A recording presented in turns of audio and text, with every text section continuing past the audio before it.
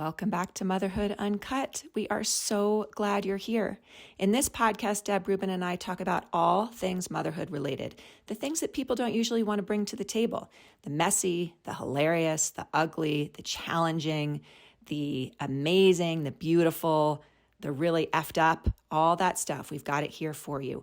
We bring to you our own personal experience as moms, as well as some research and data that might help you along the way.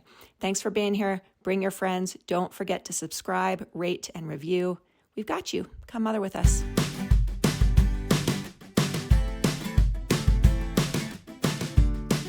Hey, listeners, I am so thrilled to introduce you to our guest today on the podcast. Julie Solomon is an entrepreneur, a coach. She is the mom of 2 young kids. She is the author of the best-selling book, Get What You Want, How to Go From Unseen to Unstoppable.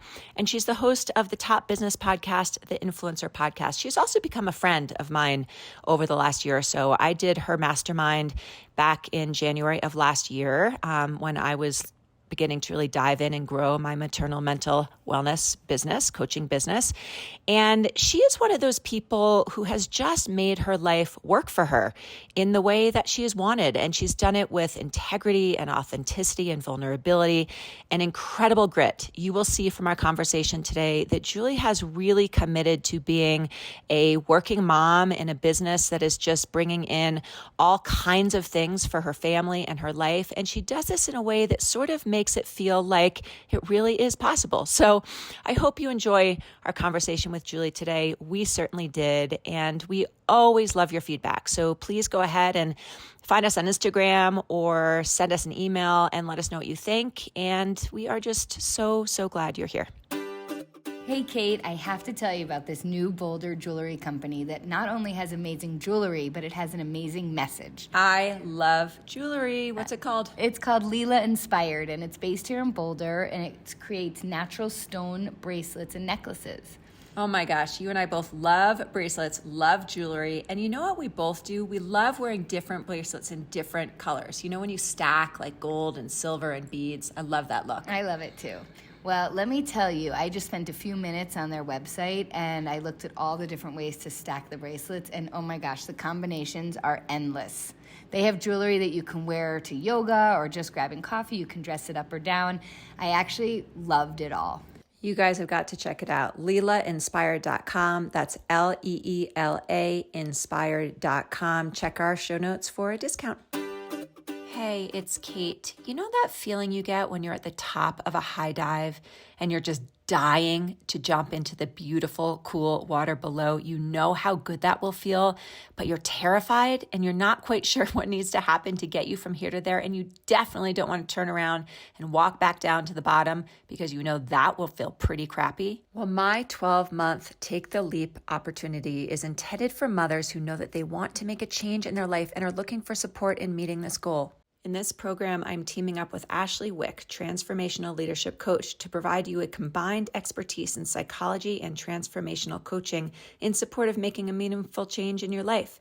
Go on over to my website, katekripke.com, to learn more and apply. We've got a discount going until March 10th. I really hope to see you there. Hello, everyone. This is Deb.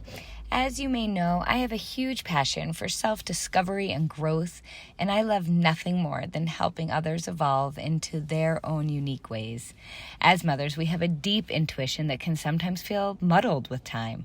In the Mother-Daughter Journey workshops for moms, I focus on honoring and helping participants to come back to that intuition while also equipping you with some powerful tools to help strengthen that beautiful mother-daughter bond.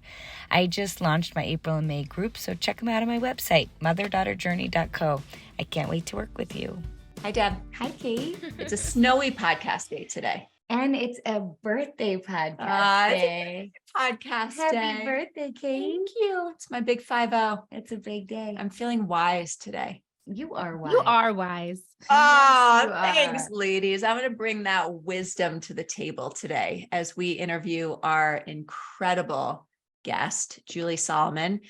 Julie, I actually met you just over a year ago when I did that first mastermind, started with you last January. And as Deb knows, because she's my girl, my life has it almost makes me want to, I'm feeling very tender today. So if I cry on this podcast, it's because it's my 50th birthday. But my life has changed so dramatically, Julie, since I did that first mastermind with you in so many ways. I mean, my work has evolved.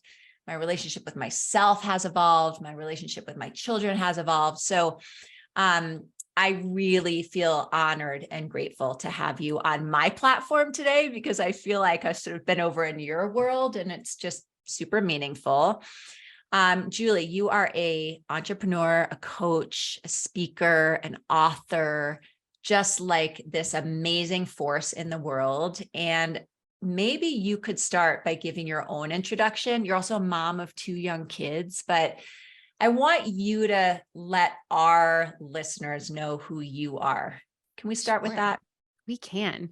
So yes, I am all those labels, and I'm good. I'm good with labels and buckets. It makes people feel like you can connect with them and I love that you just made that observation, because you're right. Those are all labels. They actually say nothing about who you are.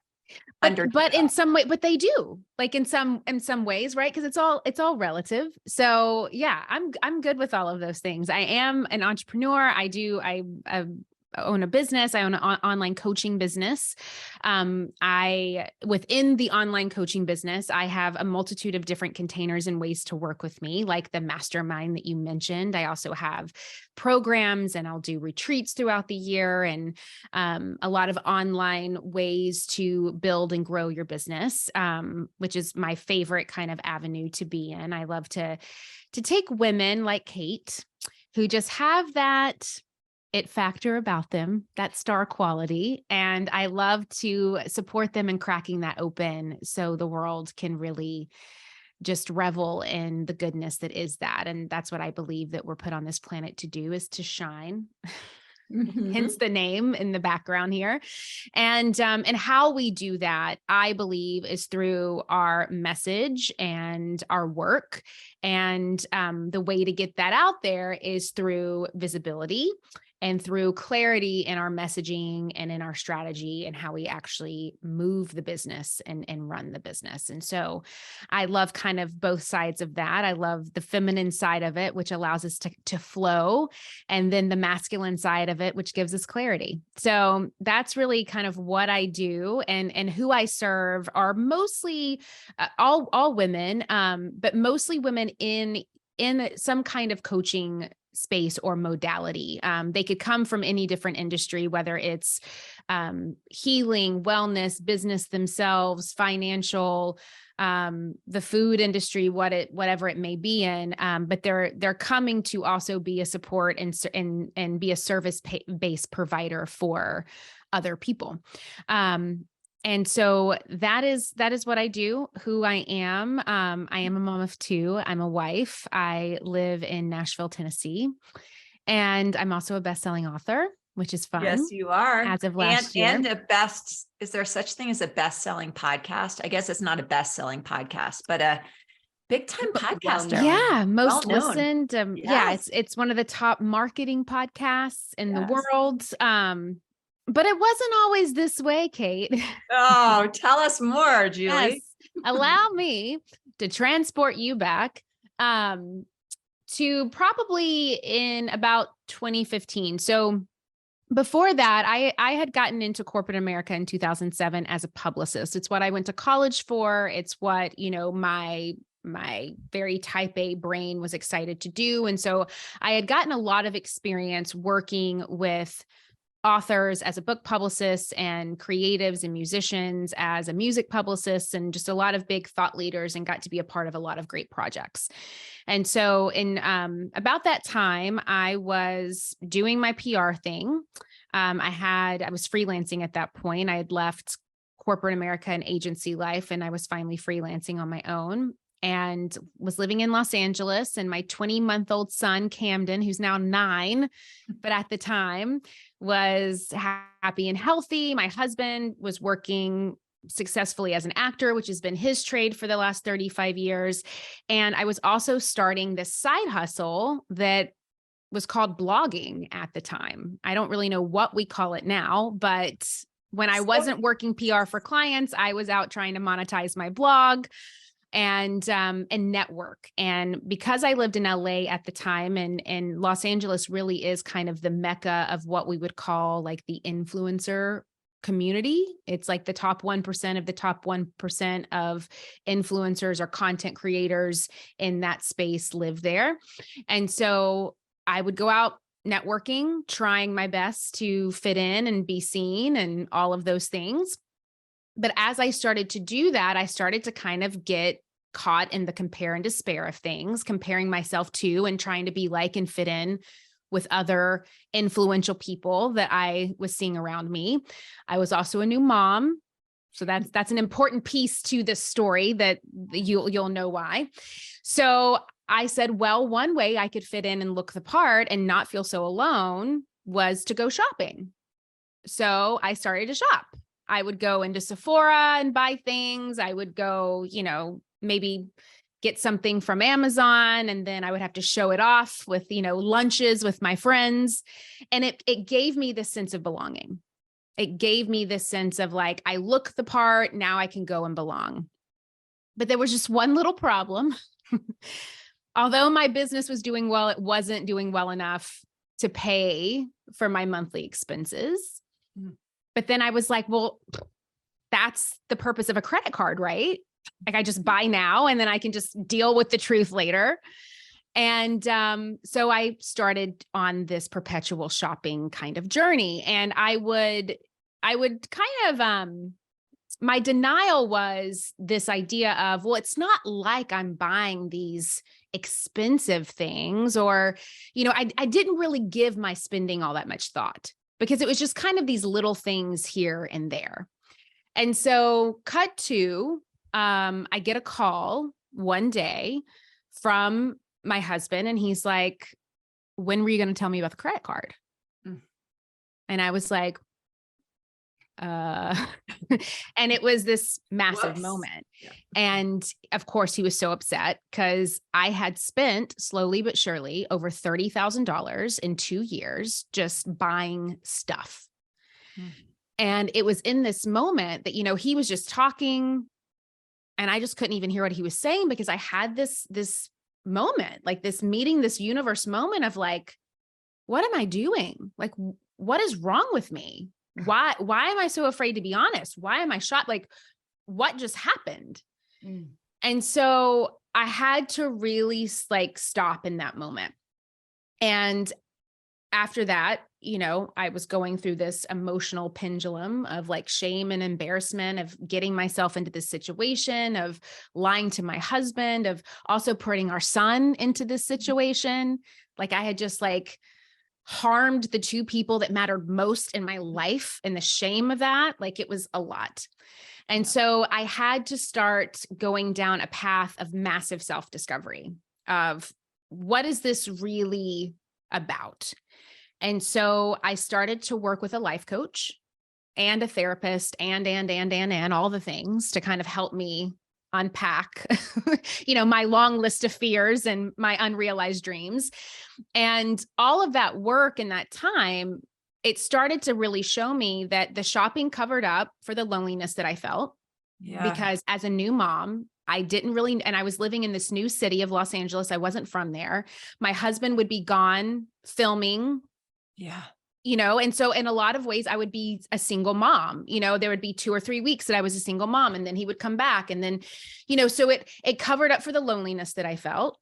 It covered up for, I think the sense of, this like purpose that I felt was lost. Like I didn't realize that becoming a new mom meant that you had to grieve a version of you that no longer existed. Yes.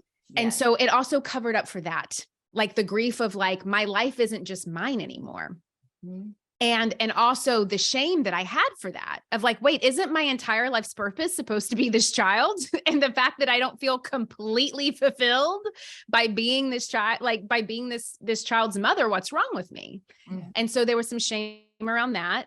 And then also this idea of compare and despair.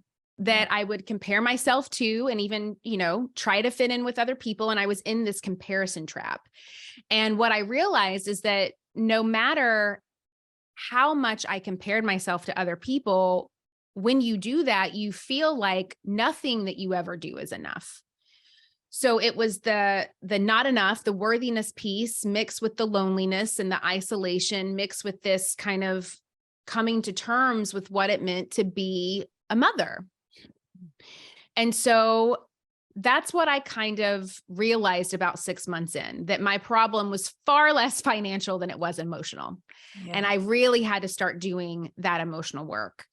And so the more that I unpacked and emotionally kind of uncovered, the more that I realized, where was I in denial? Where was I avoiding things? Where was I not being honest about things, and why?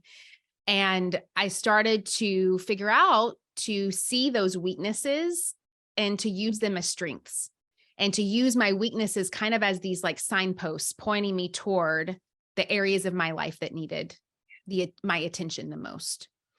And so slowly but surely, I started to do that.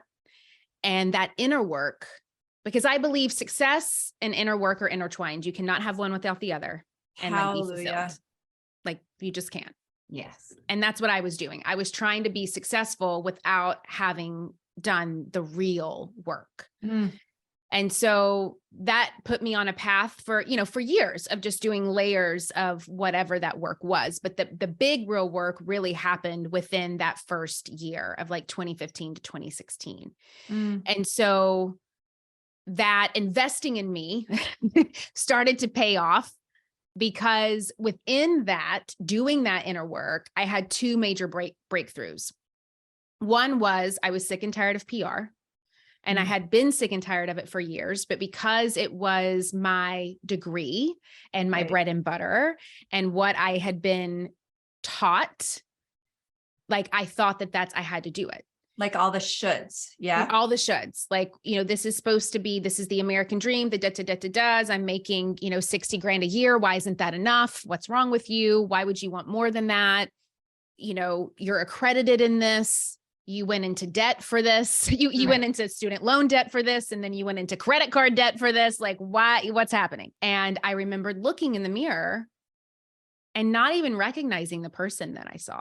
And it was just like, wait, I had just done all this inner work. Like I thought that I was healed. I thought, and it's like, well, that's the thing. When you fail to trust that voice inside you, the universe has a funny way of getting your attention. And for me, that usually it's always like a boatload of pain. For some reason, like I always have to hit the bottom of the bottoms of the bottoms to be like, oh, maybe I should listen to myself. So that was a huge breakthrough of, the PR, the way in which I'm showing up and working has got to change. The second breakthrough that I had in the midst of the credit card fiasco was that I did have the awareness that there was a lot of money to be made online. And at the time, a lot of this concept of brand deals, right? Which is essentially a collaboration between, a content creator, someone that wants to create content on social media. They can work with a brand and get paid by a brand to create the content. And so this became a way that bloggers and influencers were starting to monetize the content that they created. And because of my background in PR, I knew how to pitch, I knew how to negotiate, I knew how to talk to people, I knew how to market, I knew how to close deals. And so I was like, well, maybe I could get started doing this. So that became my side hustle. And I remember saying to myself, I need to get out of this PR thing. So if I can just make $5,000 a month off brand deals, that will be enough to at least like help me take the load off of some of these clients that I don't want to be working with anymore. And it will allow me to kind of transition. So that like the $5K a month thing was my goal. And I just got started. And it was at a time, this was 2016. So it was a different landscape. Back then no one really knew what was happening. There was no metrics, there was nothing. It was just the brands were like, we have this marketing budget. If you want to create content, let's see what happens. And so even when I had like no followers, I was able to monetize because I knew the back end of how to do it. And then I was figuring out how to create good content at the same time. So I started to do that. And then as I started to monetize very, very quickly, I started to notice that my fellow blogger friends were having the darndest time monetizing their content. They would be working twice as long as I was, and then maybe making a few hundred to like maybe a few $1,000 a month. And so that's when it kind of started to unlock for me, is like, hey, I have a knack in this. So maybe I could start teaching people this thing that I've started to unlock myself. And so that's when I gave myself permission to just quit PR, go all in on the coaching business that I have now. Of course, it didn't look like it does today, but it was that permission piece of saying like, okay, I can do this. I can do this from home because I know I want to work from home. I still work from home. I have a 9-year-old and a 2-year-old. I still work from home. I'm like, as you're talking about this, I keep wondering where your kiddo is in this process, because you're talking about so much investment in building your business. Yeah. What was that like to do with little people at home? I mean, starting with 1 and then 2, what's that? It was a learned discipline for me as a mom, that my prime work hours were, and still are, because I literally have a 2-year-old in the other room right now. And I do have a nanny in there to help me, or I literally wouldn't be able to be on this podcast because she's 2, right? It's not her fault. She's 2. It's the reality of the situation. So I get the help that I need. No shame in getting help. But I know that between 10 and 3 are my hours. Like that's when I'm going to be on. 3:30, my son's coming through the house and I'm mom, and I have to be mom until 8:30 at night. So it's 10 and 3. So what do I have to do to set up my life, set up my day, set up my discipline and my boundaries to be selfish from 10 to 3? And so that was something I learned very early on with him when he was, 2 years old. Amazing. I have so much to say about your story. It is like, it's really quite beautiful. The thing that really stood out for me is that you had this one identity and you were like pretty trapped in it. It felt probably good for a little while, and then suddenly it started feeling trapped, and you broke out of it and had, like you said, kind of had to learn things the hard way. I can totally relate to that. Everything in my life is like, boom, in my face when it's time to change. But then you actually came into your true identity, is what I heard. And in that true identity is when you were like, I have a gift to give the world. And that is when things started to just go into flow, when you were living your truth. And it sounds like you kind of broke out of this suit and like something else came out of you. Yeah. And that's exactly what happened. And that's the thing. And I love that you touch on that, because it's not like, I was laughing the other day because I was like, I don't know how, but like somehow this like bro marketer thing like showed up on my feed, and it was this guy named like, Rob, and Rob was like, you want to be successful? All you got to do, go off the grid, 9 months, you and your dreams, see what happens. I'm like, okay, Dan, like, that may work for you, but most of us that are living in reality have these things called lives, and these things called kids, and these things called jobs. Like we can't just go off the grid for 9 months and not talk to anyone and like build our business. Right. So I knew that it was this thing that like I had to create the habit of like what I wanted my future self to be like. And I knew that I was a mom and a wife first and foremost. But I also knew that I had this other thing that like, I couldn't not build it. I couldn't not create it. So I had to do what was necessary to create those boundaries and parameters to give myself the time. So, it was that first step of, I knew that I was going to need help because I had a little, I had a little, and the little wasn't in school yet or anything. So I was going to need part-time support and help. So I needed to make enough money to cover the part-time support that would then supplement giving me time back to then try to build this thing out. So that was kind of a first step. And then it was that perimeter time of 10 to 3 is when I'm going to be on. And I just need to make the most out of that. And then if I'm given the luxury of more time earlier in the morning or later at night, and I want to use that time, then I can. So in the early stages of building this, there were a lot of late nights once my son would go to bed, and then your husband, of course, like needs time. And so you do, you give your time to the people that you love, but then I would make it a point that instead of just zoning off into Netflix or whatever, like I would try to do a little bit of work.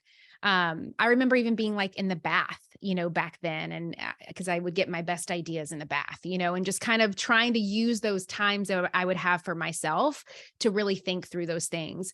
And for me, I'm not a morning person, so it was more at night that those things would happen. But I had to give myself those parameters. And I think that also goes back to really knowing who you are and how you work. One of the things that I think in both of our individual work with mothers hear a lot about, especially when kids are little, right? In this sort of evolution stage where we're like, wait, who am I now that I'm a mom? Like, what does this mean? Is this conflict and struggle between the shoulds, as we mentioned earlier, of giving all of what we've got to our growing family and our children, and then feeling something inside of us that wants to exist, that wants to be born, that wants to come alive. And that there's a conflict for so many of us. And like, how is that possible? What can it look like? Is it okay? And I don't know, I'm sort of wanting to like peel inside with you a little bit, Julie, and hear if you have any, like you've created this beautiful thing. And of course it hasn't been easy. And we already know the real kind of depths of despair you had to go into to be able to sort of come alive and figure out who you are. But if we dive into the sort of working mom piece for just a moment, can you share some both bumps in the road of what felt really hard and painful in that process, and also some of the wins? Because what we talk about so much on here is, and you mentioned it, when we feel good, we parent well, right? Mm-hmm. And when we're feeling lost or depleted, it's harder to show up as a mom. So I guess I'm wanting just some maybe of specific examples or just ideas of like both ends of that spectrum for you in that journey of trying to make this work. Does that make sense? Yeah. And so it does. And I think that for me, around this time when I was switching, when I decided to go all in, and I knew that I wasn't, more time was going to be dedicated to like building out whatever this coaching business was going to be. I got started on creating a course online. Mm-hmm. And one of my reasons of creating, there was a few reasons. One reason why I wanted to create an online course is because it was the lowest barrier of entry. Like I could, I already had a methodology. I already had a curriculum through my background in PR. Like I was going to create a course that taught people how to pitch and land brand deals. So I wasn't doing the one-to-one. I could do the one-to-many, mm-hmm. which would mean more money. And I wouldn't have to be exuding all of my time to the one-to-one. So that was going to give me time back, which was important for me as a mom. And then I also started to realize that I created the course. And within that first year, from 2016 to 2017, between course sales and brand deals and some other kind of consulting stuff I was doing, and then the exposure that the podcast was getting, because I created the podcast about 6 months after I created my first course, I had made my first $250,000. Yeah. And so that was amazing because not only did I make $250K and I got to, almost triple my income from PR, and I got to pay our savings back. I got to pay the $30K back and like prove to myself that I could do the one thing that I thought that I couldn't do. But it also showed me something that was huge.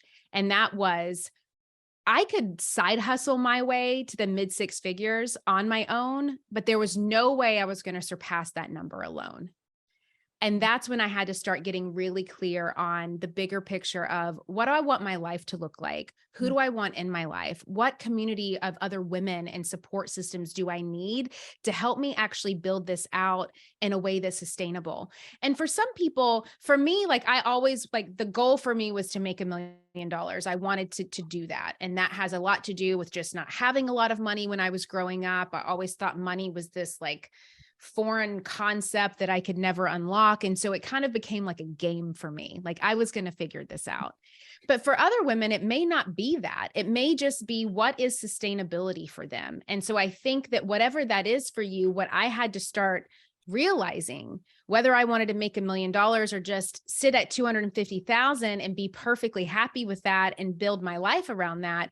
How was I going to sustain that? And what kind of support system did I need in place in order to make that happen? And I think that that is what kind of mind and grinding and side hustling taught me, is that I'm not going to be able to sustain this on my own.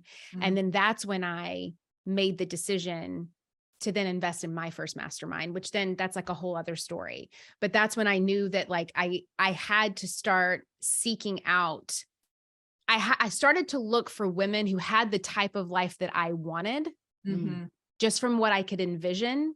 And you never know what's happening behind closed doors, but it was kind of like, she seems to have it. Like, she has what I want. I'm going to go learn from her.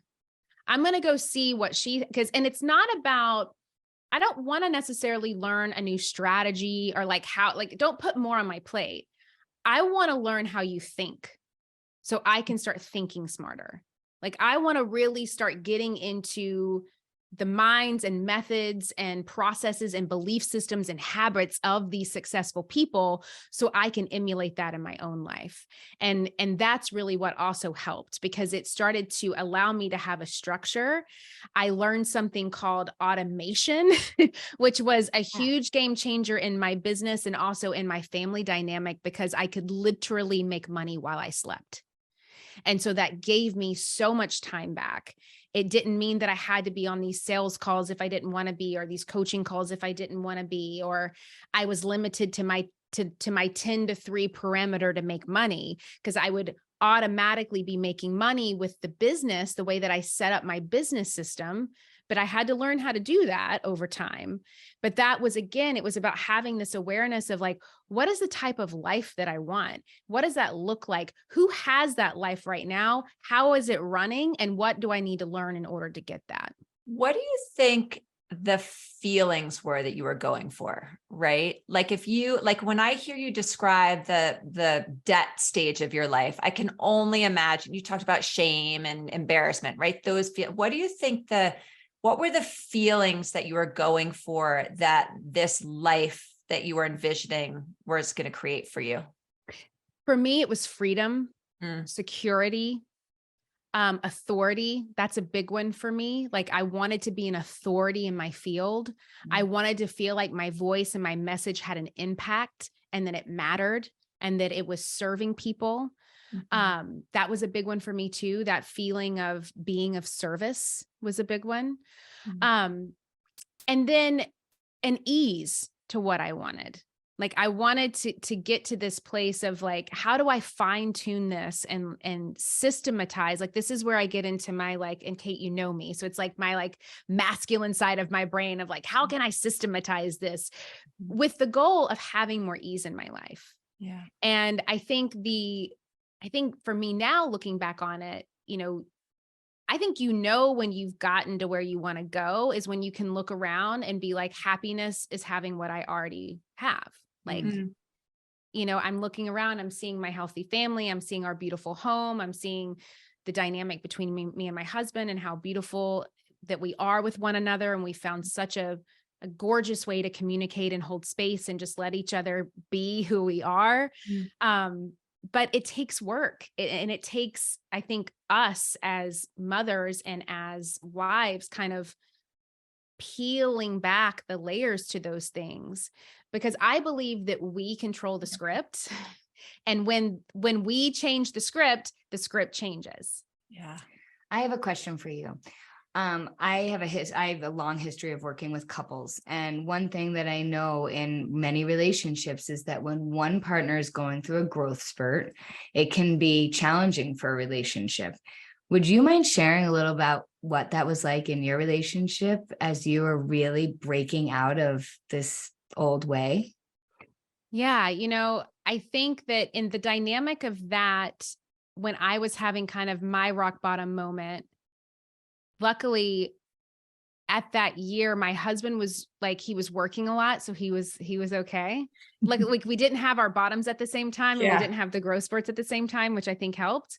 Yeah. But cut to a couple of years later, my husband had a massive rock bottom, and he's publicly talked about this, so I can share it, that he was sexually traumatized when he was younger. He like remembered that during the whole Me Too situation.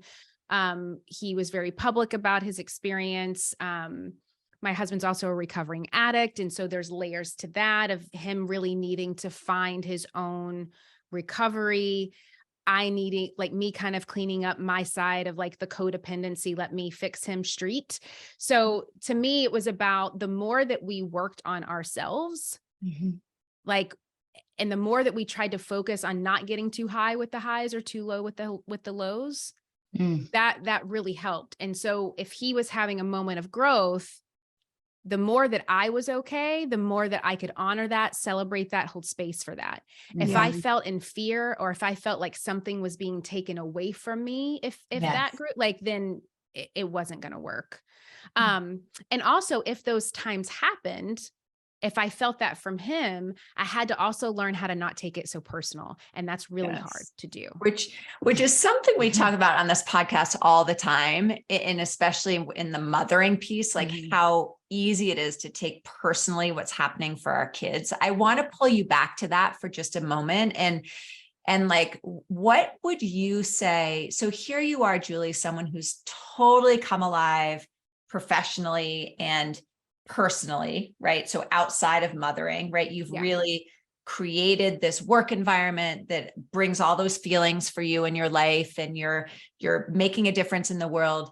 How has your willingness to allow yourself to engage in those parts of your life shown up in your mothering, right? What do you get to bring with you to your mothering from that experience of letting yourself come alive outside of your mothering? Does that question make sense to you? Yeah. I think the world gives you who you are. And so the more that you're experiencing that in your own dynamics, the more that I am, at least, I am able to see that, want that, desire that for my child. Yeah. I'm also able to not make it be about me.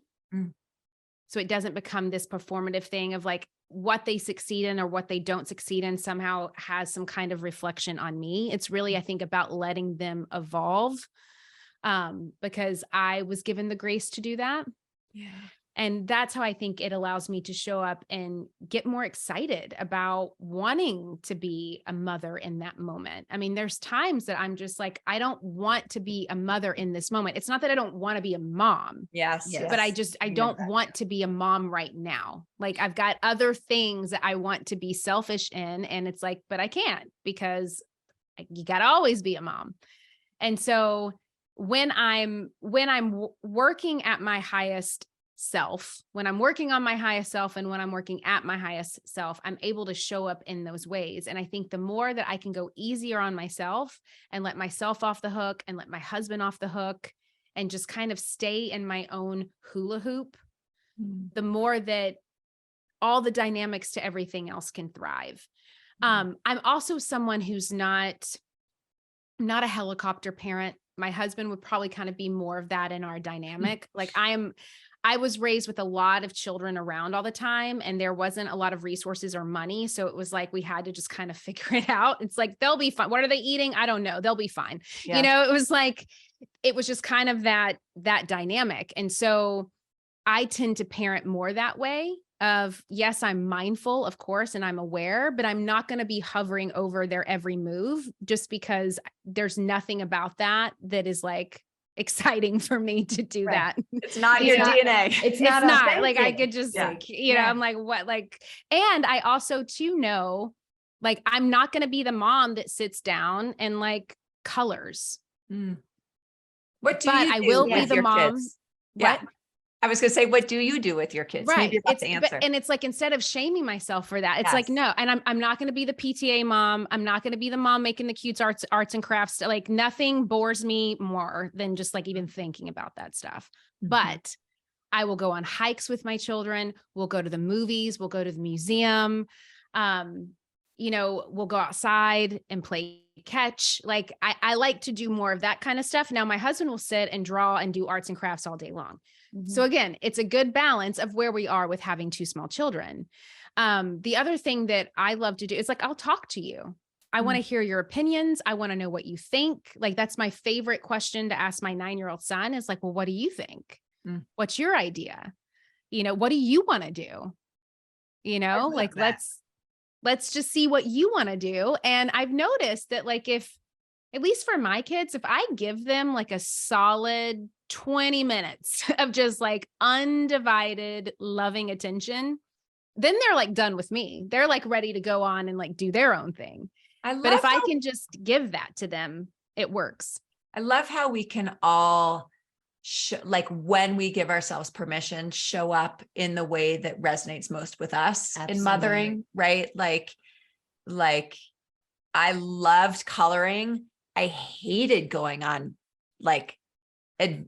museum. Yeah, like that right. Felt so, I didn't want to corral my kids in a museum. I'd rather sit down and color, right? But the reality is there's no right answer, and having us find our own way. That's right. Mm-hmm. And you were filling yourself up, Julie, in all these other things so that you could show up and be present with them and trust that if you were enjoying yourself, they were going to meet you there and you were going to meet them there. It's so awesome. Did you have a question? Well, I have a couple of things. One is, I think kids can sniff out bullshit in a second, no matter how old they are. And so if you're like going against the grain and trying to color when coloring's not your thing, they will feel that. They're such little energy sponges. And so again, it kind of goes back to this theme that we always talk about. It's like, how do you just show up as you? Mm-hmm. And then what you said so beautifully is, and let your kids show up as them, and that they don't have to be an extension of you, and they're not always a reflection of you. And like, I think when moms actually start to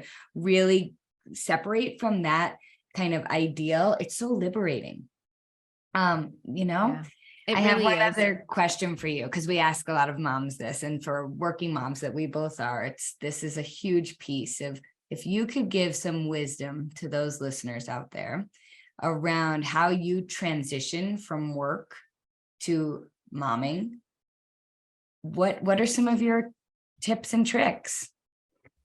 I try to have a firm cutoff time, which I mentioned earlier. And what I'm trying to get better at is like that cutoff time also means cutoff time from this. Yes. Which is and I'm holding my phone for those that can't see, which is so hard in this day and age when it's like, even when I'm preparing meals, like the recipe is on my phone, so it's like so much of what we do. It's like when I don't even want this thing in my hand, it has to be in my hand for something. And so I really just try to keep that at bay. Even if I have to be as like staunch as like putting it inside a drawer so I don't see it and I'm not even tempted to habitually grab it, then I will do that. Yeah. I think that that's a key piece for me, because everything that I do is so digital. Yeah. And the more that I can do that, and then like what you said earlier, leaning in, I mean, something that my son and I have done ever since he was little, because I love to eat and I love food. We would always go to these like fabulous little lunches, and my husband could care less. Like, he's just like, give me, a piece of meat and plain and I'm fine. He's like a caveman.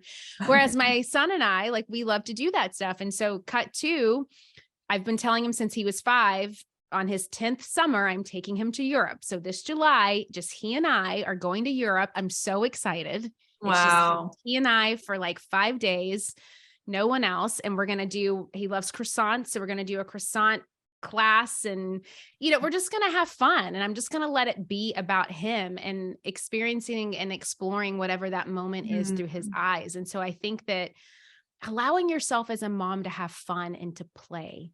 So many of my mom friends that and this is a judgment, so I will own this, but when I look at them, I'm just like, you just seem miserable.